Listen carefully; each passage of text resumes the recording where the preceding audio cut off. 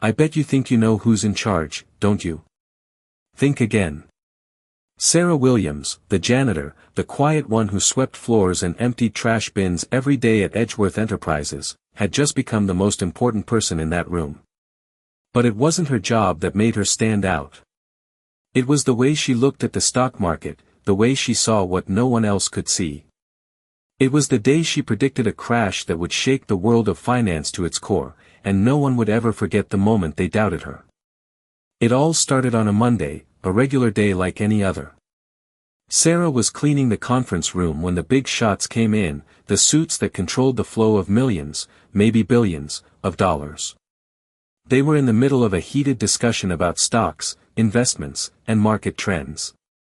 Sarah, who had overheard their conversation from the corner, wiped the table quietly, mindlessly, until one word caught her attention: crash.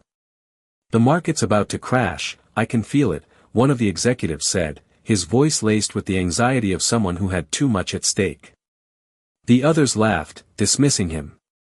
"It's not going to happen," another voice chimed in, followed by a chorus of laughter. But Sarah, standing silently behind them, could feel the shift in the air. It was more than just a job to her. Stock prices weren't just numbers on a screen, they were patterns, signals waiting to be noticed.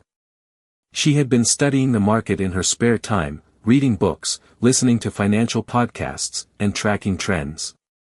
She wasn't just a janitor, she was someone who understood what the others didn't. With a quiet sigh, Sarah walked over to the conference table, the dusting rag still in her hand. "I'm sorry," she said, her voice calm and steady, "but you're all wrong. The market is going to crash, and it's going to happen sooner than you think." For a moment, the room fell silent. The executives looked at her, their expressions shifting from amusement to confusion. One of them, a tall man in a gray suit, chuckled. "And what would you know about the stock market, Sarah?" he asked, his tone condescending. "You're just the janitor." Sarah didn't flinch. She simply looked at him, her gaze unwavering. "I know enough to tell you that you're heading for a disaster," she said softly, but with a sharp edge that made the room pause. She turned and walked away, leaving the room full of powerful men to digest her words. The next day, as Sarah cleaned the floors of the boardroom, she overheard the same group of executives talking again. This time, their voices were laced with panic. The market had started to dip, and the losses were mounting fast. They had ignored the warning signs, and now they were paying the price. Sarah, however, was calm. She had known this was coming. She had seen it in the numbers, in the subtle shifts of the market that no one else had noticed. And as the chaos unfolded around her, Sarah couldn't help but feel a small sense of vindication. The janitor had been right all along. The days that followed were nothing short of chaos. The stock market had begun its rapid descent, and the executives at Edgeworth Enterprises were scrambling to salvage what they could. They were losing money by the minute, and no one could figure out what went wrong. Sarah, however, moved through the halls as calmly as ever. She continued her daily routine, sweeping, mopping, and keeping her head down. But inside, she was different. She knew what was happening, and she knew it wasn't over. The crash was just the beginning. As the days dragged on, the tension in the company office became palpable. The once confident CEO, Thomas Carter, was no longer the man who commanded a room. He was now a man on the edge, pacing his office, his hands running through his hair. It wasn't just money they were losing, it was their reputation, their control, and the very essence of their power. Sarah noticed the change as she cleaned the floors, overhearing bits of conversations here and there. She had always been observant, able to pick up on the smallest details. And this time, she couldn't ignore it. They were afraid. One morning, as Sarah mopped the floor in the hallway outside the executive offices, she overheard a conversation that confirmed her suspicions. "We need to do something, or this entire company is going to fall apart," one of the executives said, his voice tight with panic. Another voice responded, "It's too late. We're already too deep in the hole." "We should have listened when Sarah said something." Sarah froze, the mop still in her hand. Her heart skipped a beat. They were talking about her. The CEO's voice echoed down the hallway, louder than the others. Sarah? You mean the janitor? The one who predicted the crash? Sarah couldn't believe what she was hearing. They were actually talking about her. For the first time, the people in charge were acknowledging her. The ones who had laughed at her, dismissed her, were now looking to her for answers. She continued to clean, but her mind raced. Was this the moment she had been waiting for? Sarah didn't have to wait long for her next opportunity. That afternoon, the executives called a meeting in the boardroom. Sarah was tasked with delivering lunch for the team. As she walked into the room with the trays of sandwiches and coffee, she could feel the tension in the air. They all turned to look at her as she set the food down, but this time, their gazes were different. There was a hint of respect, maybe even a touch of fear, in their eyes. Sarah straightened her back, feeling the weight of the moment. "What's going on with the market?" one of the executives asked, his voice almost pleading. Sarah looked at him, then at the others. She could see the desperation in their eyes. They needed her. And for the first time, she realized that she held the power to change the course of their futures. She took a deep breath and spoke, her voice steady and clear. "The market's not done crashing yet," she said, locking eyes with each one of them. "There's more to come. But it's not too late to turn things around. You just have to listen to the right signals." The room fell silent. Sarah's words hung in the air, heavy with the promise of change.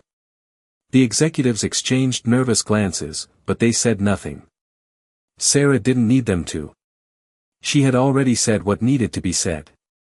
She turned and walked out of the room, her heart pounding in her chest. For the first time, she felt in control. And she knew that everything was about to change. The next few days were filled with a sense of urgency that seemed to weigh down every corner of Edgeworth Enterprises. Sarah had spoken her truth, but now, the question was, would anyone listen? The stock market was still in freefall, and the once confident executives were no longer so sure of themselves. In the conference rooms, the usual chatter had been replaced with hushed conversations, and the once bright offices were dimmed with the shadow of uncertainty. But not for Sarah. Sarah had always been quiet, observant, but now, she stood taller than ever before. She had been dismissed for so long, overlooked by everyone, but now, it felt like the world was finally waking up. As she continued with her cleaning duties, Sarah noticed the subtle shift in how the others interacted with her. The executives who had once laughed at her predictions now nodded when they passed by her. Some even gave her a brief, respectful smile. The shift in their attitude was almost palpable. They had underestimated her, but now they knew better. It was a strange feeling for Sarah. She had always kept her distance from the corporate world, doing her job quietly, never asking for attention. But now, she was at the center of something far bigger than herself. The next week, things began to change even more dramatically. The executives called Sarah into a meeting. This time, it wasn't just for lunch. As she entered the boardroom, she could feel the tension in the air. The men and women who usually ran the show looked frazzled, their polished exteriors now showing cracks. It was a different kind of meeting than the ones she had overheard before. "Sarah, the CEO, Thomas Carter, said, his voice softer than usual, we need your help." Sarah looked around the room, seeing the desperation in their eyes. The people who had once belittled her were now seeking her guidance. "We've been wrong about everything," another executive said, "you were right about the market. Tell us what to do." The words hung in the air, almost unbelievable. Sarah had never been in this position before. She had always been the one cleaning up after others, but now, she was being asked to clean up the mess they had made. She took a moment, allowing the weight of the situation to sink in. Then, with the confidence she had always known was there but never had a chance to use, she spoke. The market crash wasn't just about bad luck. It was about ignoring the warning signs, signs that were there all along. It's not too late to make things right, but you have to be willing to listen. The market won't fix itself. But with the right moves, you can turn this around. The room was silent as the executives absorbed her words. For the first time, they were hearing her, not just as a janitor, but as someone with insight, someone with the knowledge they had been too blind to see. Sarah continued, "You need to focus on rebuilding trust. Trust with your investors, trust with your employees, and most importantly, trust with yourselves. You can't keep operating out of fear. You have to act with clarity, with purpose." The room was still. Sarah had said what needed to be said, and now, the ball was in their court. But for the first time, she felt like she had a hand in what was to come. As she walked out of the room, the weight of the moment still pressing down on her, Sarah couldn't help but feel a sense of pride. She had found her voice, and for the first time, the world was listening. The days that followed were a whirlwind of meetings, phone calls, and decisions. Sarah had spoken, and now everything was shifting. The once unstoppable force that was Edgeworth Enterprises was on the edge of collapse, and yet, Sarah had given them the one thing they needed: hope. She became the quiet force behind their recovery, the one who could see the truth when no one else could. As the days wore on, the executives hung on her every word. Thomas Carter, the CEO, who had once dismissed her as just a janitor, now leaned on her for advice. He would call her into his office, asking for her thoughts on market trends, investment opportunities, and even the emotional pulse of the company. Sarah didn't mind the attention. She knew that the power had shifted. She wasn't there for the glory, she was there to help them rebuild what they had lost. One afternoon, Sarah sat across from Thomas in his office, the usual hum of the office muted by the seriousness of their conversation. "We've lost so much," Thomas said, his voice tired, his eyes heavy with the weight of the company's failures. "I don't know how we can turn this around." Sarah leaned forward slightly, her gaze steady. "You've already started," she said, her voice calm but firm. "You've begun to listen, and that's the first step."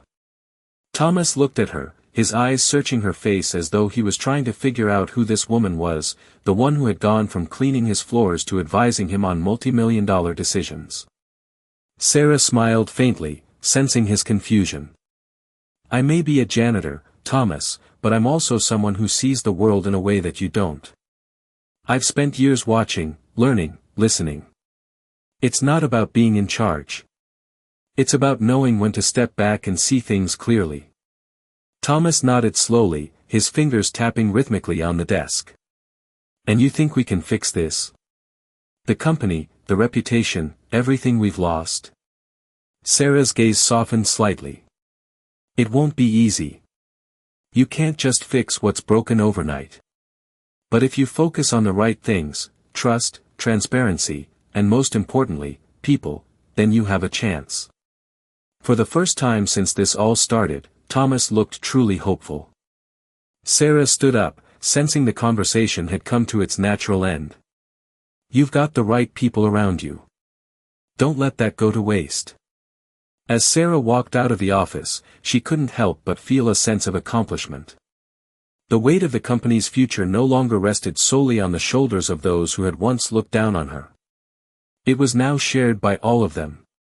Sarah had shown them that true power wasn't in what you owned, but in how you saw the world and the courage to act on it. The market hadn't fully recovered yet, but there was a shift in the air. The company was moving in a new direction, one where Sarah Williams wasn't just the janitor, but a key player in their success. And she wasn't done yet. She knew the road ahead would be long and difficult, but for the first time, she wasn't afraid of what came next. The world had finally started to listen, and Sarah was ready to take the lead. The following weeks were nothing like Sarah had ever experienced before. The executives at Edgeworth Enterprises continued to rely on her guidance, but it was no longer just about the stock market. They were rebuilding everything: their approach to business, their relationship with employees, and most importantly, their understanding of what true leadership meant. Sarah had become an unexpected pillar of strength within the company. As the days passed, Sarah's role grew beyond that of a mere advisor. She was included in meetings, her opinions valued as much as anyone else's in the room. No longer relegated to cleaning the floors, Sarah's voice now carried weight. But despite all the changes, she remained grounded, always staying true to the person she had been before all of this began. The company's recovery was slow, but it was steady. The market had begun to stabilize, and the executives were breathing a little easier. However, Sarah knew that the real work was only just beginning. She had already given them the tools to recover financially, but the true test would be whether they could keep their newfound humility intact. One morning, Sarah walked through the halls of Edgeworth Enterprises, a place she had cleaned for years but had never truly belonged. Now, as she passed through the same corridors, she was no longer invisible. People acknowledged her with nods, even with smiles. She was no longer the janitor, she was Sarah, a trusted member of the team. She reached the conference room, where Thomas and the executives were already gathered for their weekly strategy meeting.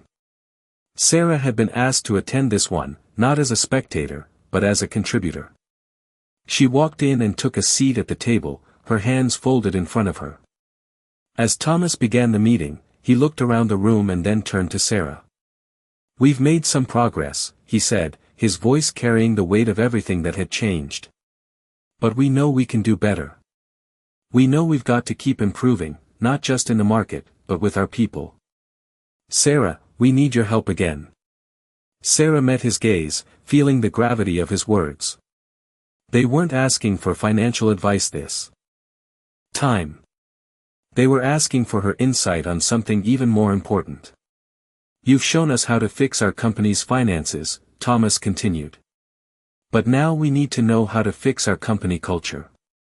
How do we keep the progress we've made without falling back into old habits?" Sarah sat back in her chair, taking a moment to think. It was a question that went beyond numbers and strategies. It was about people, about values.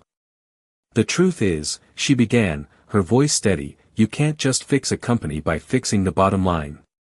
You have to fix the way people feel, how they trust each other, how they feel valued. If the people inside this company don't feel heard or appreciated, no amount of profit is going to keep it alive for long. It's about respect. And that has to come from the top." The room fell silent. Sarah's words hung in the air, and for a moment, no one moved. Then, one by one, the executives nodded. It was a small but significant moment. Sarah had never imagined herself in this position, but now, with the company turning a corner, she knew that her role was more important than ever. She wasn't just helping them recover financially, she was helping them become better people, better leaders. The meeting continued, but for Sarah, the true victory was already won. She had taken the place she had always been told she didn't deserve and turned it into something that couldn't be ignored. As the meeting ended and the executives filed out, Sarah stayed behind for a moment, looking out the window of the conference room. The view was the same, but everything else was different.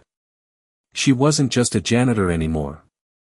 She was a changemaker, and she wasn't done yet. The days turned into weeks, and the changes at Edgeworth Enterprises began to take shape. Sarah's influence had not only helped stabilize the company but also transformed its culture. The atmosphere in the offices had changed, too.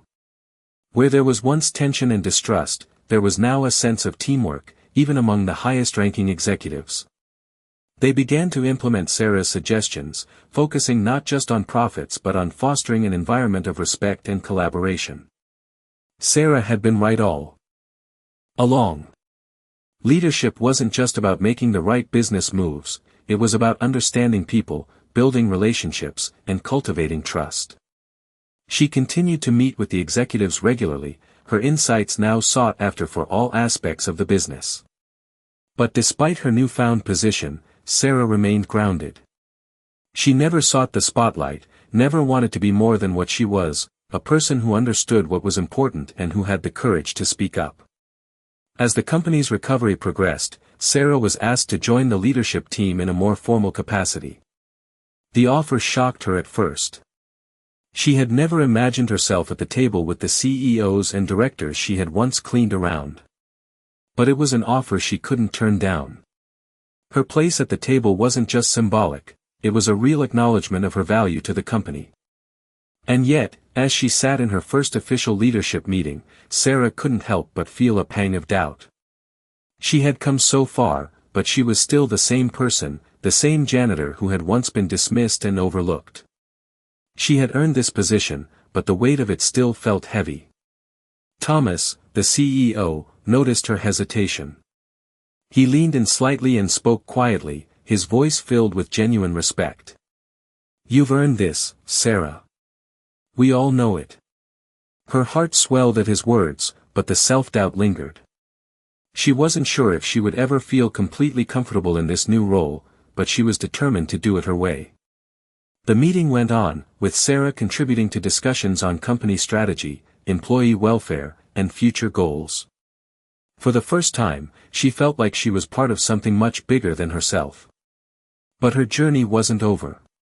The true test of her success would be whether she could help the company not just survive, but thrive in a new world where power wasn't measured by titles or wealth, but by the strength of the connections people made and the respect they gave each other. That afternoon, after the meeting, Sarah walked through the halls of Edgeworth Enterprises, reflecting on how far she had come. The same halls she had once swept and mopped, where no one had noticed her, now seemed full of possibility. And for the first time, she allowed herself to feel proud of how much she had achieved. She had proven everyone wrong, but more importantly, she had proven something to herself, that the world was full of potential, and sometimes, the person who can see it most clearly is the one you least expect. As the months passed, Sarah's transformation from janitor to key advisor was still a surreal journey. She had gone from sweeping floors to leading meetings, but despite the changes, she held on to one core belief: true leadership wasn't about power or status, it was about making meaningful connections and guiding others to success. It was a mindset that had carried her through the challenges, and now, it was the philosophy guiding Edgeworth Enterprises into its new chapter. But with success came new pressures. The company had turned a corner, and Sarah was expected to maintain its momentum. The eyes of the business world were now on Edgeworth, and with that came the weight of expectations. Every move was scrutinized, every decision analyzed. There were moments when the responsibility felt overwhelming, especially when she looked around the room during meetings and saw the faces of executives she had once served. They were looking to her for direction, and at times, it felt like a dream she might wake up from. One particularly challenging day, Sarah found herself sitting in the corner of the boardroom, observing the ongoing discussions. There was tension in the air. The company's stock had taken a small dip due to a miscalculation in one of their latest ventures. The executives were debating, voices rising, as they tried to come up with solutions. Sarah's mind, however, was calm. She had seen these cycles before: panic, confusion, and the scramble to make decisions in the heat of the moment. This time, she knew better. As the conversation grew more heated, Sarah raised her hand. The room fell silent. It wasn't often that Sarah spoke during these moments. She had earned her place, but she was still conscious of how much power the others wielded. But today, she had something to say. "You're all looking at this from the wrong angle," she said, her voice steady and clear. "Yes, the stock dipped, but that's just a symptom of the problem. The real issue is how we've been approaching risk. We've been so focused on quick gains and external validation that we've lost sight of the foundation we built this company on: trust and long-term vision." The room went quiet as Sarah's words sank in. They weren't used to hearing this from her. She wasn't just the janitor who had predicted the market crash, she was now the voice of reason in a sea of panic. "We need to go back to our roots," Sarah continued. "We need to focus on the values that got us here in the first place. People trust us because we deliver on our promises. If we keep chasing the next big thing without considering the impact on our people and our community, we'll lose everything we've worked for." The silence in the room was thick, but it wasn't uncomfortable. It was a moment of clarity. The executives, for the first time in a long while, were listening. Thomas Carter, the CEO, leaned forward. "Sarah's right," he said, breaking the silence. "We need to refocus on what truly matters. Not just the numbers, but the people." The conversation shifted, the tension melting away as the group began to realign their strategy with the core values Sarah had reminded them of. For the first time, the executives were not just looking for a quick fix, they were looking for sustainable solutions. As the meeting wrapped up, Sarah stood and walked out of the room, her heart light. She had done it again. She had reminded them of what truly mattered, and in doing so, she had reaffirmed her place within the company, not just as an advisor, but as a leader. Walking down the hallway, Sarah smiled to herself. She had come a long way from the quiet janitor who once swept these floors.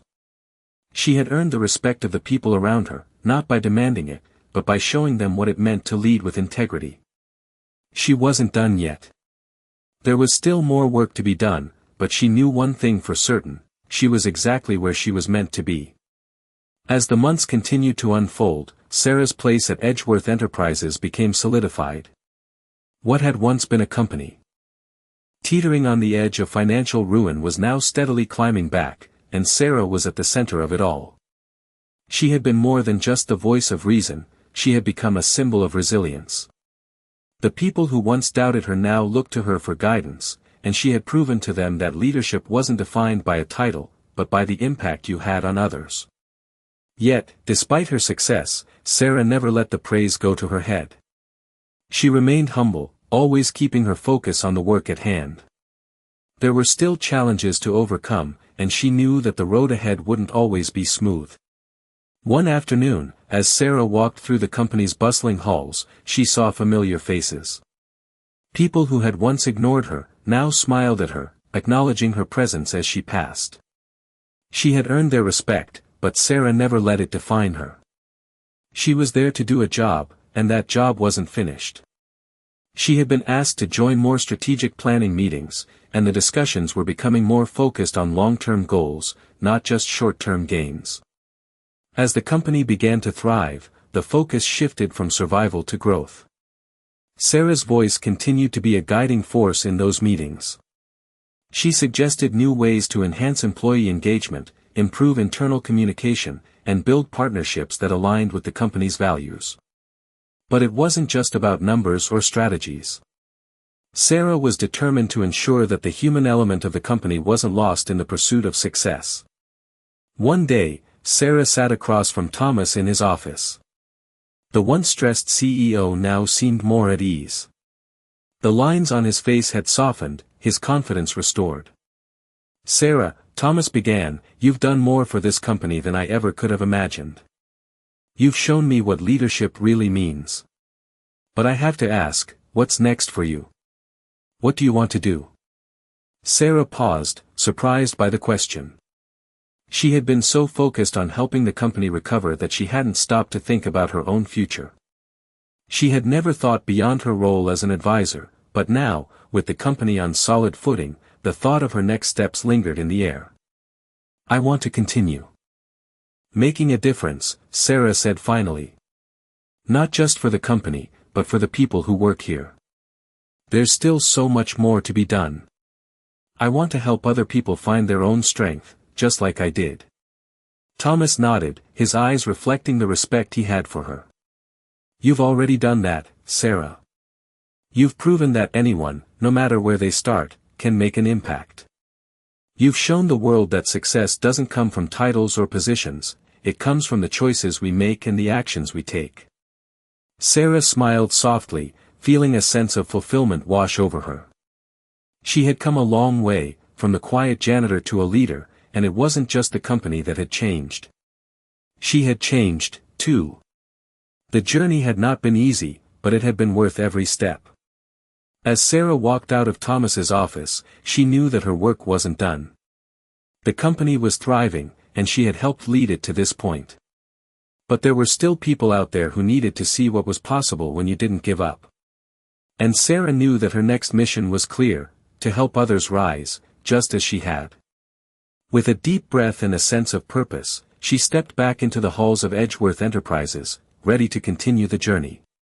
The office was quiet now, the usual hum of activity muted by the weight of the moment. Sarah stood by the window, the late afternoon light spilling through the blinds, casting long shadows across the polished floor. Her hands were folded in front of her, the soft warmth of the sunlight kissing her skin, yet her mind was still, as if she had already moved beyond the hustle of the day. Outside, the city continued to buzz, people rushing by, unaware of the quiet victory unfolding inside. The air was cool, but Sarah felt a steady warmth in her chest, the kind that comes from knowing you've done something good, something meaningful. The world outside might still be moving at its usual pace, but in this room, everything had slowed down, as if the very building itself had taken a breath. She glanced at the desk, the one where Thomas had sat not long ago, his eyes filled with respect, perhaps even a touch of awe. But now, the room was empty. Save for her. Sarah's gaze lingered on the chair where he had been. There was no need for words.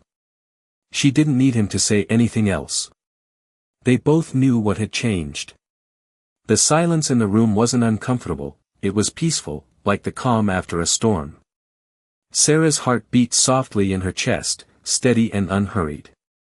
The light from the window shifted, casting a golden hue across the floor, and she felt it deep in her bones, the quiet satisfaction of knowing that her journey wasn't just about her own success.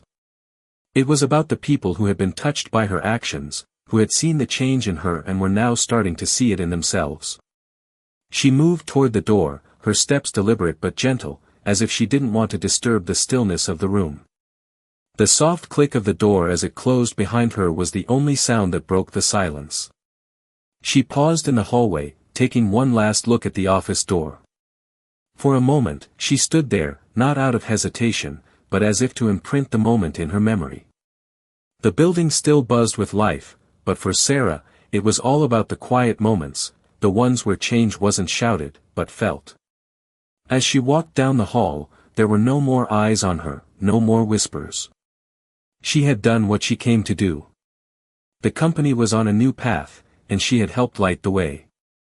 It wasn't about recognition, and it wasn't about power. It was about the peace that came from knowing she had done the right thing, even when no one was looking. The sound of her footsteps faded as she moved farther down the hall, leaving behind the echoes of a world that no longer needed to be changed by loud declarations. It was enough that it had been changed quietly, with dignity, and with purpose.